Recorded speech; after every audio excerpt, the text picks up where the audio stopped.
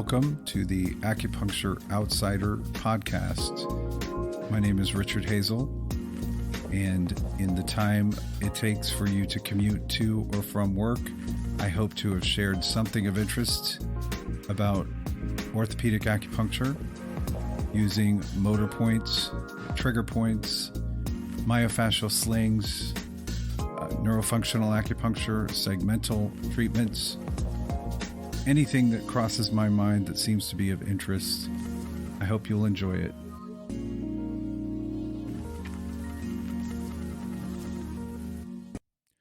Hello and welcome to another episode of the Acupuncture Outsider. This is Richard Hazel, and before I talk about the topic I want to discuss, which is double crush syndrome, I want to thank you all who have sent messages of support. I do not take them lightly, and I know sometimes people think that I just get tons of messages about the podcast, and in fact, I don't get many messages from acupuncturists. I get messages from doctors. Go figure. But I love it. I love it. It's very gratifying to get messages of support from medical doctors, neurologists, urologists, physical therapists, who else? Chiropractors. There are a lot of people out there who are not acupuncturists who are listening to my podcast, so I love that. When I did my doctorate in acupuncture from Pacific College, the main gist of the whole program was to bridge the gap between being able to talk about acupuncture in a medical context. So understanding research and how to construct and design research without bias, understanding all of the different factors of bias, and understanding how to read research, and understanding everything that goes into constructing good research with double blinding and just unbiased assessment and peer review. So to have people in the medical world listening to my podcast and giving me positive feedback is very gratifying. I feel like I'm fulfilling the desires of the people who put that education in place for those of us who wanted to achieve that doctorate level education. So thank you all for those messages of support. I never get tired of them. So please, if you feel like reaching out, I love to hear from you, and I always try to reply. Anyway, thank you all who have been supportive of the podcast. I really do appreciate it. I wanted to talk today about double crush syndrome. Now, I was aware of the phenomenon without really knowing that there was a name for it. I've seen it. I've even talked about it many times. Things like sciatica. Is it discogenic, or is it deep gluteal syndrome, or trigger point in the infraspinatus that refers to the C6 dermatoma in the hand, like paresthesia in the thumb and index finger.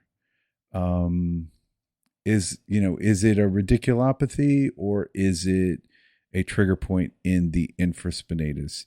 So in reading Dr. Trescott's work with peripheral neuropathy or peripheral nerve entrapments, I came across her when she used the term double crush syndrome.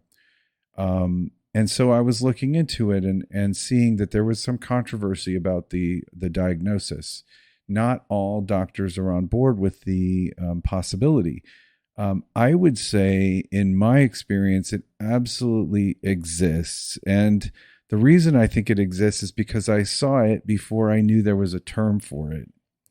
You'll see very often that somebody has a diagnosis of some sort of nerve compression in the spine. So it could be lumbar, it could be thoracic, it could be cervical.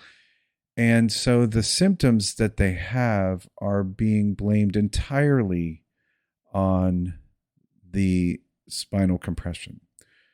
So patients are told, "Oh, well, your hip pain is coming from the lumbar, from your disc issue, or your stenosis, or your knee pain is coming from your back, or your elbow pain, or your arm pain is coming from your neck."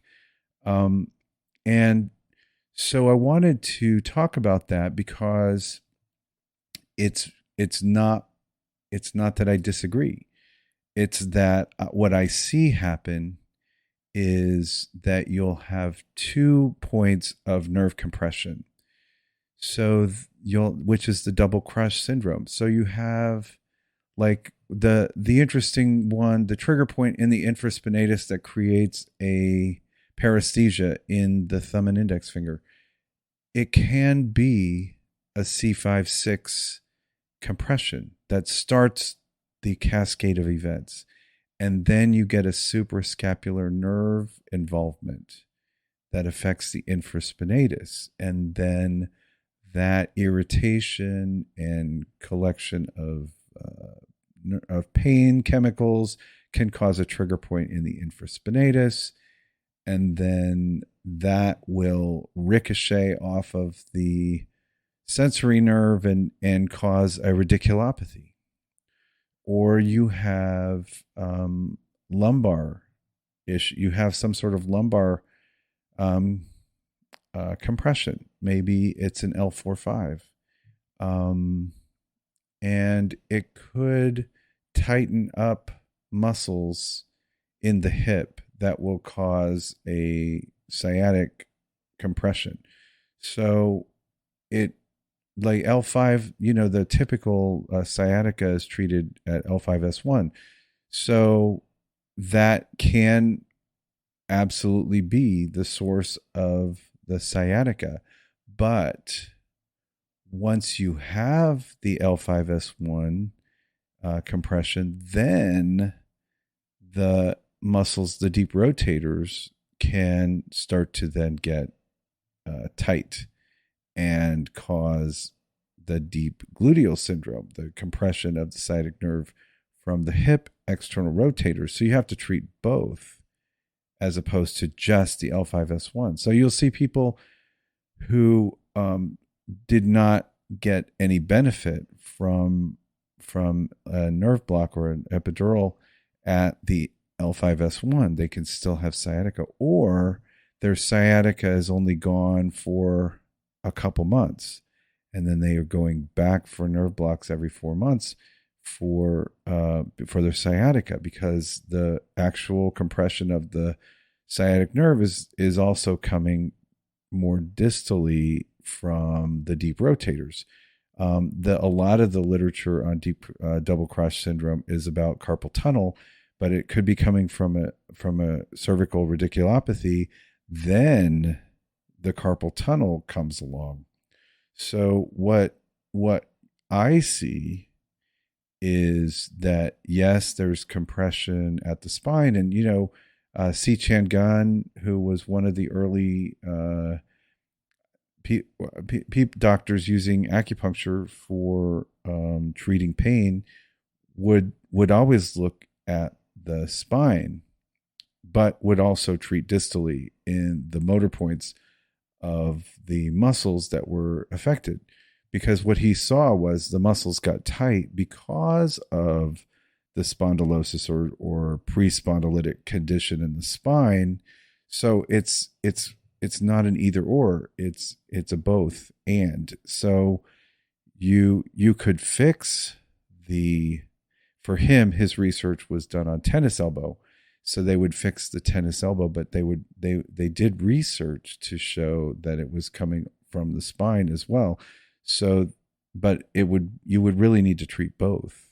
So you can't say, oh, we'll just treat the spine and now your tennis elbow is better. No, the muscles have already gotten too short. So once they're short, you're going to have a tendinopathy at the elbow, and you have to correct that muscle shortening to get the tennis elbow better. And yes, maybe it started at the spine, but once you have the muscles getting tight because of that, then you have a double crush situation, and that could be that could turn into cubital tunnel. It could turn into carpal tunnel or pronator teres syndrome, or it could turn into a radial tunnel syndrome. This happens a lot, by the way. Post sciatica, you could see somebody getting a drop foot, or you could see somebody getting a tarsal tunnel syndrome. You definitely could see some plantar nerve effects after sciatica, where they have numbness in the lateral plantar nerve. That's usually the lateral one is the most common one you'll see post sciatica, but you could see anything getting involved, any of the plantar nerves being entrapped post sciatica. It's a double crush situation. You had that sciatic irritation, and now the muscles that are innervated at L5 and L5S1 or L5 could be super tight. So, that like the tibialis posterior from L5 could definitely get too tight and cause a tarsal tunnel. And then you've got some numbness in the bottom of the foot caused by the sciatica. So that's a double crush. You have to correct the spine, but you also have to correct the peripheral nerve entrapment. And so then the way I'm explaining it to my patients with a double crush is, it's not that your doctor was not successful correcting the inflammation around the disc. That has been alleviated. That part is fine, but we still have to do cleanup from the original crush. Now I'm working on the secondary, the one that came later usually. And I'll still do some maintenance at the spine just to make sure those surrounding muscles are staying freed up and not too tight. But when somebody, I think it's probably not uncommon that someone would assume that acupuncturists get the easy cases. I think people probably think acupuncturists get the simple stuff, right? And you think, especially if someone's treating from a traditional acupuncture perspective, which is a little bit more internal medicine, you're treating stress, or you're working on digestion, or somebody has seasonal allergies. Somebody's going to get IVF, so you're working with reproductive health. That's all correct. That would absolutely be correct. When you're an acupuncturist who has chosen to focus on treating pain and issues of mobility, you end up learning how to treat the toughest cases, because guess what? People go to their GP first. Then, if necessary, they see a specialist or a surgeon, and then maybe a pain management doctor.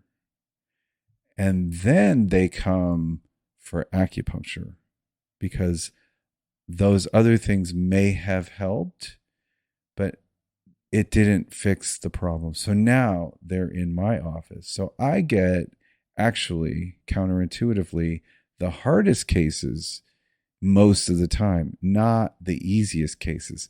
Now, it is true that because of word of mouth referral, I get easy cases. I do. I absolutely get easy cases that I can resolve in one treatment. Totally happens. And those people are great for referrals, by the way. So I have nothing against easy fixes. Okay, I love it. But do not believe that I get the easiest cases. I get the toughest cases that nothing else helped. I swear, I'm seeing people who have been to Cleveland Clinic coming from Western New York, they go to Cleveland Clinic for a better diagnosis because of the problems that they're having. So I actually have to think outside the box. I have to read a lot of material to really try to understand what's going on. One of the, and I've mentioned many times, Dr. Trescott's book about peripheral nerve entrapment has been just such a help for me in understanding a lot of my patients' chief complaints. When you get somebody who had maybe some sort of surgery, like a hernia surgery, and now they've got groin issues, groin pain, they've got numbness, they have numbness maybe in the leg. You really want to try to understand that from just a physiological understanding. And I've gotten so much information from Dr. Trescott's book about cutaneous nerves and where they get entrapped, and really just understanding there are a lot of nerves that are both motor and sensory, like the femoral nerve. So you have like lateral femoral cutaneous nerve entrapment that can cause numbness on the outer part of the thigh. And because of work like what Dr. Trescott has put out, you can understand where some of those entrapments could come from. And I'm not going to leave you hanging. A lot of times it's going to be in the iliacus. A lot of times you're going to be working with adductors, the psoas and iliacus, especially for that lateral femoral cutaneous nerve entrapment. So, I get tough stuff. Okay. I don't get the easy stuff. And I'm always learning because of that. And I love that. I love it. I am the kind of person who gets bored easily when stuff is easy. I'm like the kid who was like smart enough that I didn't need to study much in class and could get bored really easily. So I need challenge. Probably part of the reason that I like studying foreign languages is because I like to keep learning. I get bored easily. So I love that I have chosen to treat pain, because you will never know enough. You will always be stumped. You will always be looking for more information. You'll see probably in all fields, there are always people who teach from such a position of, I know this, like they speak with complete ease and very dogmatically, like they know this is how it is. And those people, those are very uncomfortable to encounter in your comment section, because they already know everything, and they've decided that you don't. Those people exist, and it's very painful for me, because I just reject anybody telling us that they know for sure anything. Once you know, you are no longer teachable. You're dogmatic. And that's a very bad situation in the world of medicine. We believe things, we think we know things, we trust our clinical experience and the people who came before us, that when we act as if what they've taught us is true, very often we get a good result. Very often we can reproduce good results based on what we believe to be true. But when we are stumped by something where we did what we thought we knew and it didn't help, we can either decide that we still need to keep learning, which is what I prefer, or we can blame it on the patient. And that's what happens to some of my patients. It's kind of like, oh, well, maybe you just need to lose some weight, or At your age, that's just kind of how it is. And we can up your dosage on X, Y, and Z medication. And they pretty much just kind of throw up their hands and say, well, it's got to be something the patient is doing. Or maybe if you did your homework, or maybe if you lost some weight, or maybe if you weren't so old. Um, so I prefer to try not to do that with my patients and keep the responsibility in my court where I need to learn more. If and I also will be open and transparent with my patients that, geez, this is really a tough case. I'm not going to pretend to know everything. Your case is a tough case, but you knew that you were a tough case because you've already seen all the experts. So, if you're willing to work with me, I'm willing to work on this and try to learn more and figure this out. But I'm not here to string you along and tell you, well, you just need to keep coming. You just need to come 10 more times or 15 more times. I always am really honest with my patients when it's a tough case. And I'll say, this is what I think is happening. This is what I still want to try. This is what I think is also possible. And I'm not going to do all of the things and then not know when we do have success, not know why it helped, because I'm basically not going to take 3 different approaches and treat them all in one session, because that's not very useful. It's great if they feel better, that's great. But then I have to keep doing all the things because I don't know really what helped. And I don't learn that way. So what I have to do is be transparent with the patient. Here's what I think. Here's what I think we're working on, and I'm going to approach it from this concept first, and we're going to see. And if you don't feel any better, then I'm going to suggest that possibly your issue is this other thing, and we're going to do that because I don't have ways to validate my thinking, because we already have MRIs and we already have X-rays and we already have blood work that has validated 1 or 2 medical diagnoses. Why does this continue to be a problem? If we have ruled out anything major with imaging and tests, we know there's no brain lesion, we know there's no cancer, we know there's no nerve entrapment so bad that they need surgery.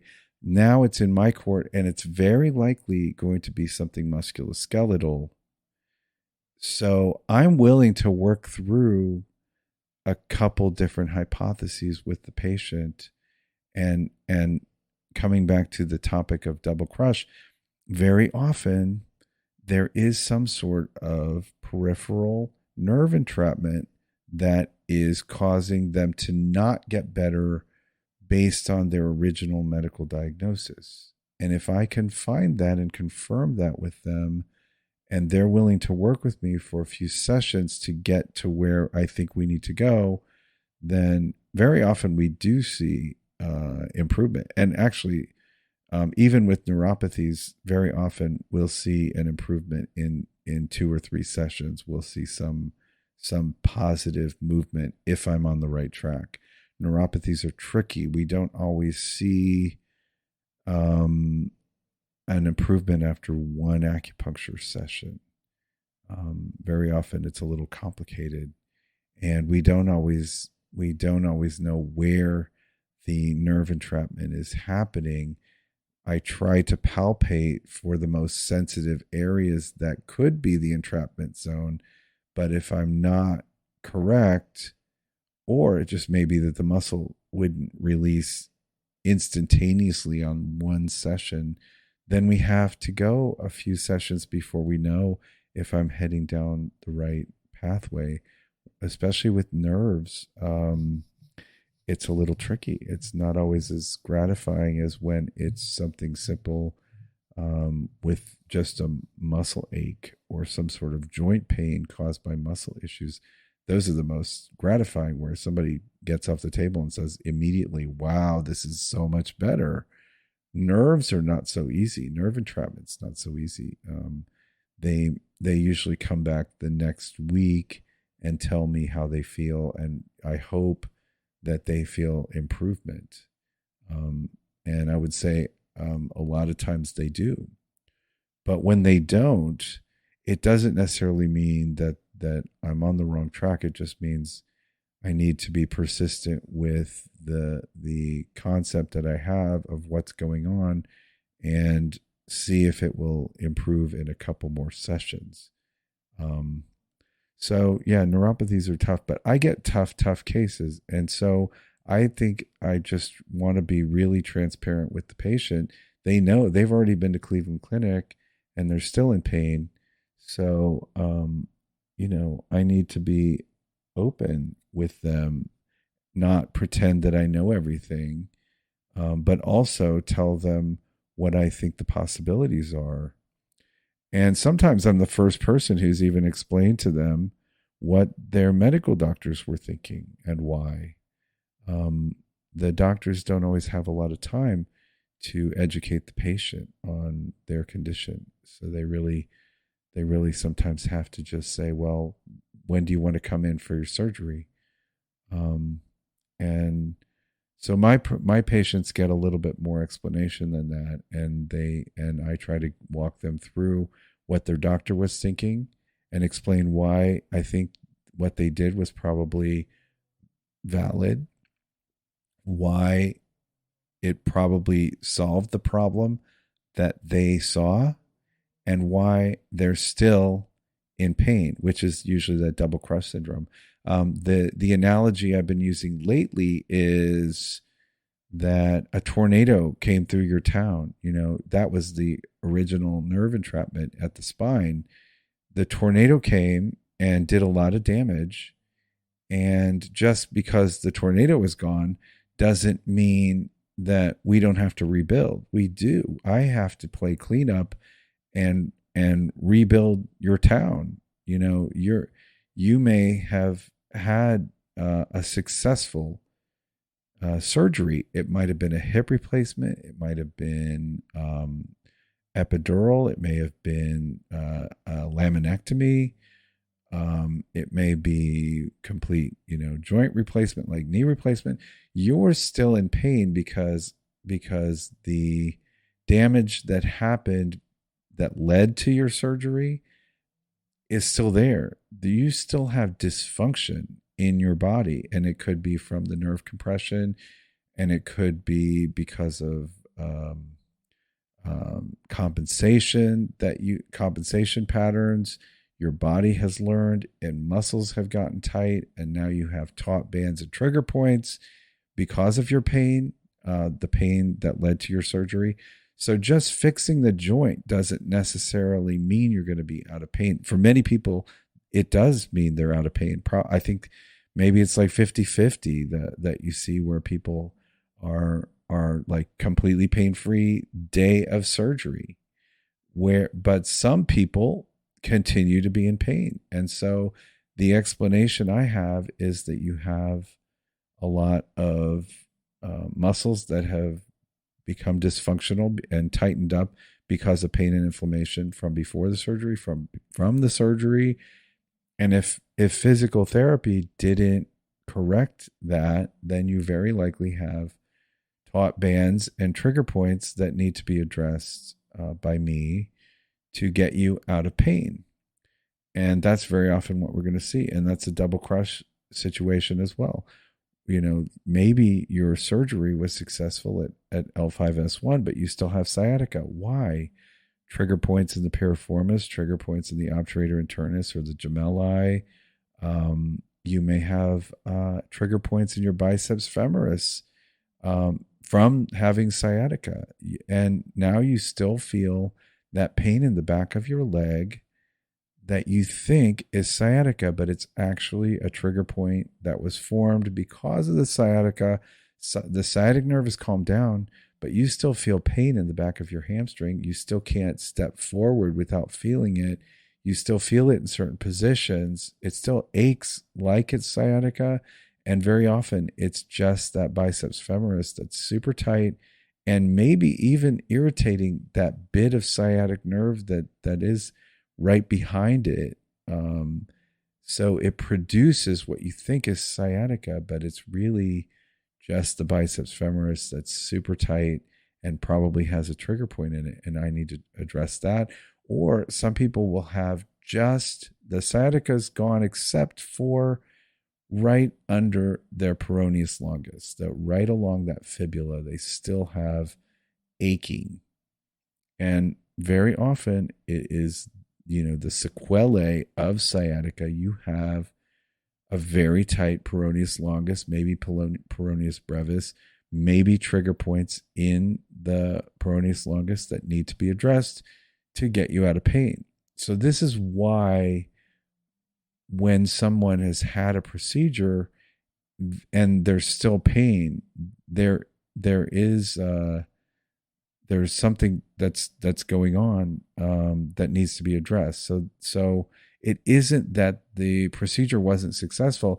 It's that the body didn't just automatically go back to having flexible and pain-free movement. You've got muscles that tightened up because of the nerve entrapment. So it's like, not, maybe it isn't technically a double crush because it's not an entrapment, but it is an irritation of the nerve by those trigger points in the muscle and those trigger points happen because of the original first crush, which was usually at the spine. Okay, so I kind of rambled a little bit, but hopefully I put out some ideas that make you curious and want to learn more and look into it.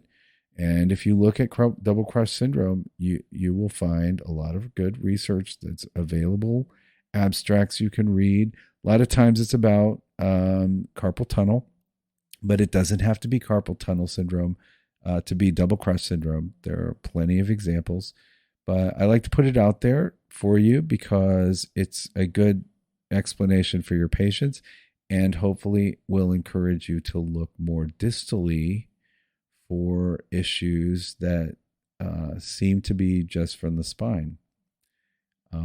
If somebody's not getting better after they've had some sort of treatment by you for something that looks like a radiculopathy, then look more distally for what has gotten tight and starts to create a more distal peripheral nerve entrapment, because it could be both. Okay, so that's it for this week. And thanks again for those of you who have been supportive and sent me messages. I do appreciate it. Have a good week.